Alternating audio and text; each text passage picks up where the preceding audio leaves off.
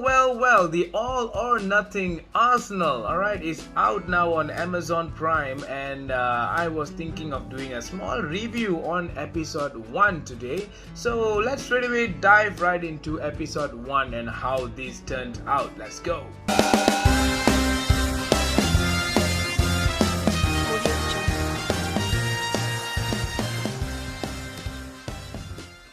We are in a brand new episode of the All or Nothing. I think last time it was Man City and then it was Spurs. Now it's Arsenal's turn, and this time it features up all the Arsenal things that were going on all this whole season, the whole last season 21-22, and we are going to be looking into each one of the whole episode 1. What are those important factors and what is my review based on what we have witnessed. It looks interesting, by the way, because this whole thing actually looks more on Mikel Arteta on this first episode, and it looks pretty interesting on how things were developing, how things were going worse and everything. So we straight away dive right into our first segment. Alright, so as the whole episode started, it started off to show the season before last season, to show that Arsenal have been knocked out from all European competitions and they were no longer in any European competitions for last season. And Mikel Arteta, who was under pressure that time with the fans coming in, and also the season started that way. That's how the season started. And then they were showing a small teaser, small clips of what we will be witnessing as the episodes goes by. Alright, so then it came up with Mikel Arteta as the Arsenal manager trying to show his mission, what he wants to achieve in this Arsenal club, and how successful he would like to be. So his motive was all very, very clearly stated.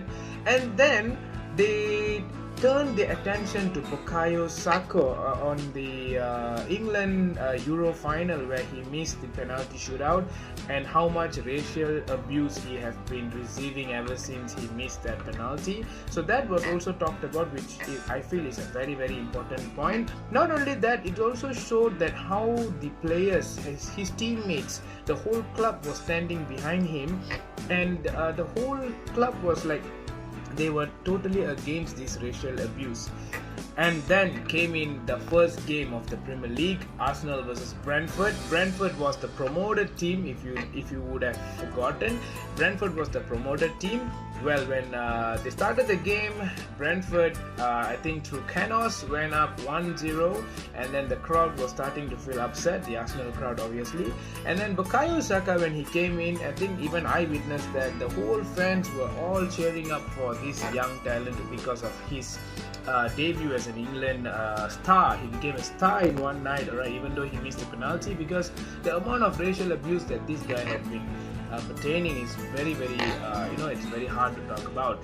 Next was when Brentford lost the game. Alright, so what happened was, during, I think it's obvious, right, Brentford beat Arsenal 2-0, and what happened was Arteta was immediately under a very, very big pressure. He was already under pressure. There was a lot of fans who were unhappy, but they were still focusing on the next one, which was Kroenke. So there came the next one, which was, they were talking about Kroenke, showing up the documentary where Kroenke was a target by the fans for putting down the club to where it is, and the whole banner, the whole protest was all about Kroenke out.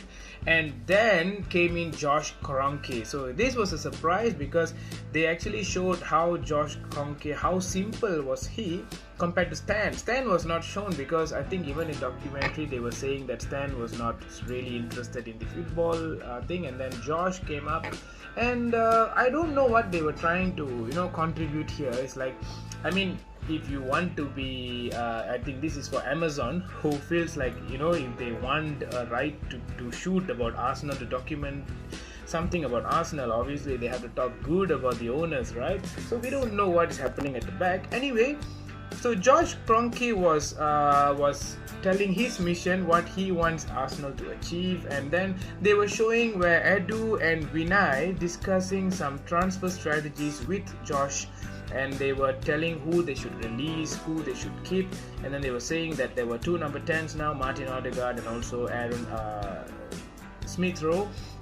And then came in, they were showing these transfers where they signed Martin Odegaard for around 30 million, and then Sambi Lokonga for around I think 15 million, and Nuno Tavares for about 7 million. And then they showed our, the one that was famous last time, Ben White, for 50 million. Alright, so the defender where they signed, and all these young prospects was being signed by Arsenal. And then after the first defeat, what happened was that Arteta went into the press conference where he was targeted. He was asked so many kind of questions where he felt a little under pressure. It was also shown, to be honest.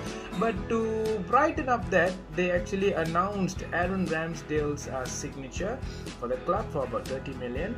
And so after that, and then it was a little bit diverted to Aaron Ramsdale, where he met the club's doctor, Gary O'Driscoll, I believe, where Gary actually tried to have a small consultation with Aaron Ramsdale to see if he had any injuries before or any fractures before, and he was surprised that Aaron Ramsdale looks very, very fresh. Only a small minor fracture which was a long time back. After that there was nothing, and he looked very, very fresh to go.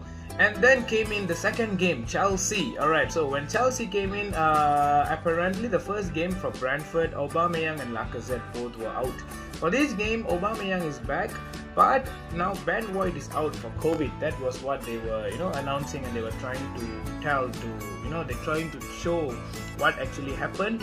So Aubameyang was in, and then they faced Chelsea, who had Romelu Lukaku, who just came to the club for 100 million. I believe everyone remembered that as well.